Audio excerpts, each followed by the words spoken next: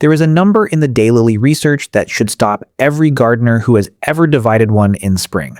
Up to 80% of spring-divided Daylily clumps skip bloom entirely that year.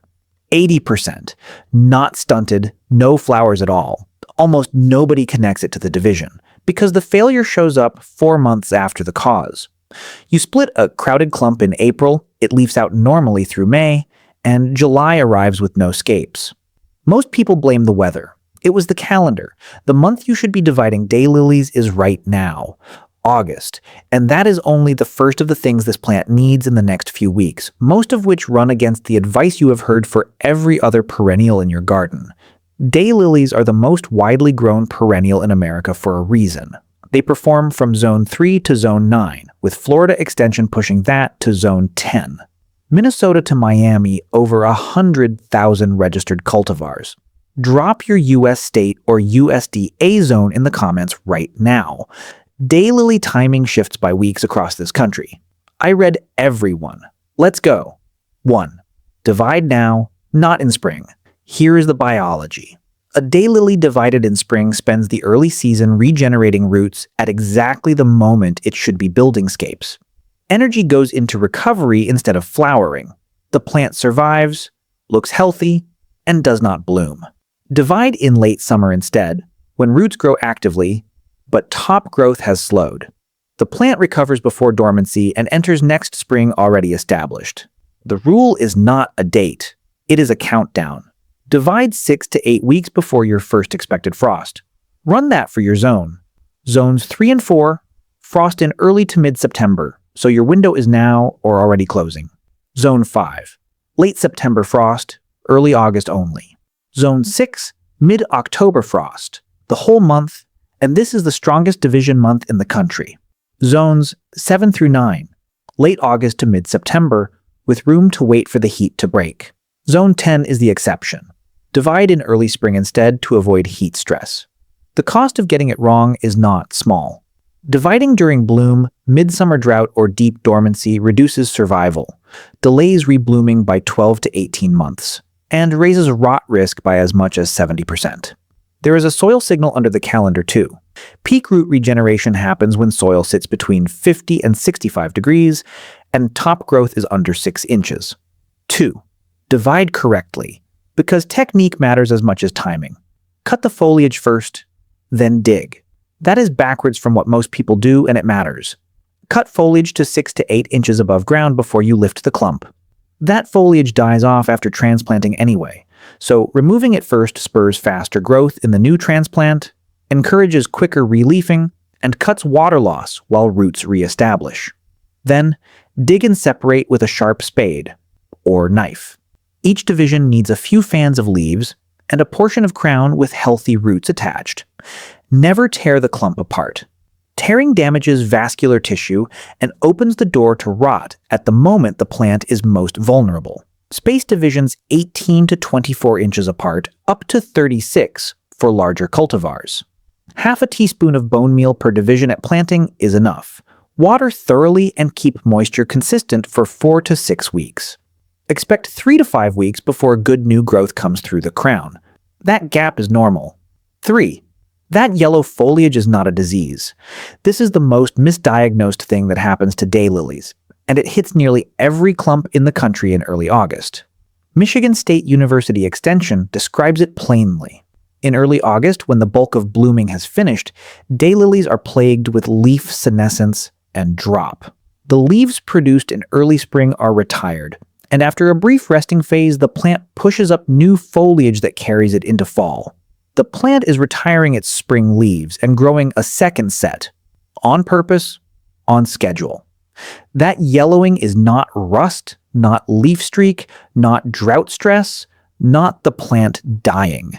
It is scheduled foliage replacement, and it is why so many gardeners reach for fungicide in August on a plant that needs none.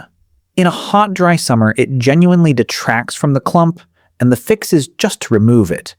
Gently tug the retired foliage out, or clip it back to the new growth, roughly 4 to 5 inches above ground. That stimulates healthy new leaves and prevents the fungal disease decaying. Foliage invites at this time of year. For severe cases, and some daylilies have more yellow than green by mid-August, cutting the entire plant to the ground is right. New leaves come within a couple of weeks, healthy enough to keep storing energy for next year. If you are not subscribed yet, hit that button right now. Zone-specific perennial content every week. Free, 2 seconds. 4. Yellow comes out. Green stays in. Here is where daylily advice splits and gardeners get confused. Let me settle it. One camp says cut the tired plant to the ground in August. The other says never remove foliage after bloom because leaves photosynthesize into fall and build the carbohydrate reserves that power next spring. Removing more than about 30% of healthy foliage after bloom starves the plant. Both are right. The distinction they are circling is yellow versus green. Retired foliage is no longer photosynthesizing. Removing it costs nothing and prevents disease. Green foliage is actively building next spring's reserves. Removing it is a direct withdrawal from next year. So the rule is simple. Cut damaged and yellowed leaves near their base. Leave healthy green foliage untouched. If a clump is genuinely more yellow than green, taking it to the ground is the exception that proves the rule, because there was barely any green left to protect. 5. This is the one plant you should fertilize in August. Every other August video on this channel tells you to stop feeding. Lavender, coneflower, hydrangea, roses. All of them. Stop the nitrogen. Daylilies break that rule. And Michigan State Extension is direct about why. The lean approach is correct for most perennial gardens. Too much nitrogen in early spring gets you a floppy mess by August. But the humble daylily tends to be a hungry plant, which benefits from a midsummer top dressing of nitrogen-rich fertilizer. The reason is that second flush of foliage. The plant is about to build an entirely new set of leaves and root reserves for next year simultaneously. August is when that happens. Spoon feed with a common flower or lawn fertilizer that has no weed control in it, adjusted to the size of the clump. Water it in as the label describes. Now the limit that keeps this from backfiring. Taper off fertilization about 8 weeks before your first expected frost. That cutoff creates the zone split. Zones 3 and 4 are already inside the 8-week window, so do not feed. Zone 5, very early August only. Zone 6, early to mid-August. Zones 7 through 9, feed through the month comfortably. Same principle as the division countdown. The calendar does not decide. Your frost date does. 6. Remove every spent scape and seed pod. Old blooms and scapes keep consuming resources that should go to foliage and roots. Once daylilies finish blooming, they start forming seed heads, and seed production is the largest energy diversion available to a daylily in August.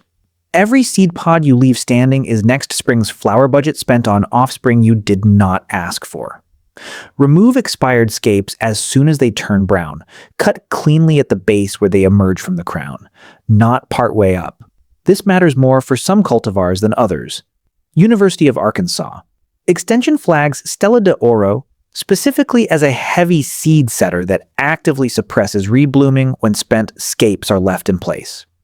If you grow Stella, scape removal is not cosmetic. It is the difference between a second flush and none. And there is a payoff worth chasing this month on early rebloomers. For happy returns, Stella de Oro and early bird cardinal, cleanup can stimulate a few more flowers in September. Remove old stems, seed pods, and yellow leaves. Water well. Apply a liquid fertilizer. 7. Be honest with yourself about rebloom. This is where gardeners blame themselves for something that was never in their control. Rebloom is genetic. Modern reblooming varieties like Happy Returns, Pardon Me, and Stella de Oro produce sequential flushes from May through October in favorable conditions, extending flowering to 12 weeks or more. Traditional cultivars like Hyperion or Catherine Woodbury flower only 3 to 4 weeks, with peak bloom concentrated in a 10 to 14 day window. No amount of August care turns the second group into the first, and even true rebloomers are conditional. Happy Returns requires more than 1,800 growing degree days after its first flush before it initiates a second bloom. That is a climate threshold, not an effort threshold. And it is exactly why the same cultivar reblooms reliably in Zone 7, and almost never in Zone 4. One more piece of honesty. Deadheading does not create buds. Bud count is fixed by genetics and by the conditions the scape formed under. A scape with 9 buds will open 9. Deadheading keeps the plant clean and stops seed production, which is worth doing. But it does not add flowers. 8. Learn the 5-second test that separates the two big diseases. Daylily rust and leaf streak look almost identical, they peak in August, and they get confused with each other and with the senescence we just covered. Here is the test. Run your finger along the underside of the lesions. Orange powdery residue means rust. No orange residue means leaf streak or ordinary senescence. Leaf streak starts as a central yellow streak along the midvein, beginning at the tips and moving downward, and diseased foliage may wither completely. It spreads by splashing water, so spacing and avoiding overhead irrigation slow it, and it travels on hands and tools when leaves are wet. Usefully, leaf streak fails to develop above 90 degrees, so a hot August works in your favor. Rust shows the same yellow to brown streaks, but with orange pustules on the lower leaf surface. Critically, rust affects only leaves and scapes. It never enters the crown or roots, and it shows up in the oldest leaves first. That is exactly why cutting a badly affected clump to the ground works as a clean reset. Now the permission slip almost no one gives you. Illinois Extension notes fungicides and sanitation help, but if you are willing to accept poor appearance by late summer, no treatment is needed. For leaf streak on an established daylily, doing nothing is a legitimate option. The plant is not dying. It just looks rough by September. 9. One cleanup solves 3 problems. The Daylily Leafminer arrived in the United States around 2006 from Japan and Taiwan and has spread rapidly across the eastern states. The adult is a small black fly that lays eggs on foliage in spring. Pale yellow larvae feed inside the leaves in meandering mines that widen as they grow, and those whitish mines stay visible for the life of the leaf. It overwinters as tan pupae about the size of a grain of rice, near the leaf bases or at the base of the plants. Which brings us to the most efficient action in all of daylily care.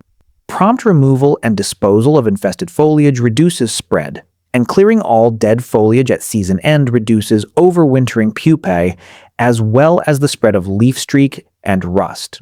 1 foliage cleanup. Leafminer, leaf streak, and rust, all reduced at once. Started in August with the senescent leaves and finish after frost. And dispose of that foliage. Do not compost it. Here is the August plan in order. Divide now 6 to 8 weeks before frost. Cutting foliage to 6 to 8 inches before you dig, never tearing, spacing 18 to 24 inches. Recognize the early August yellowing as scheduled senescence, not disease. Pull the yellow, leave the green, and take a clump to the ground only when there is barely any green left. Feed lightly this month unless you are within 8 weeks of frost. Cut every spent scape and seed pod at the base, especially on Stella de Oro. Run the orange finger test before treating any lesion, and give yourself permission to leave leaf streak alone.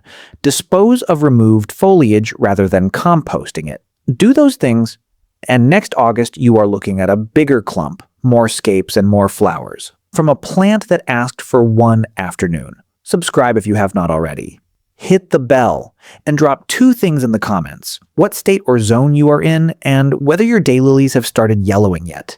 I read every one. Now go check your frost date. That number decides everything else.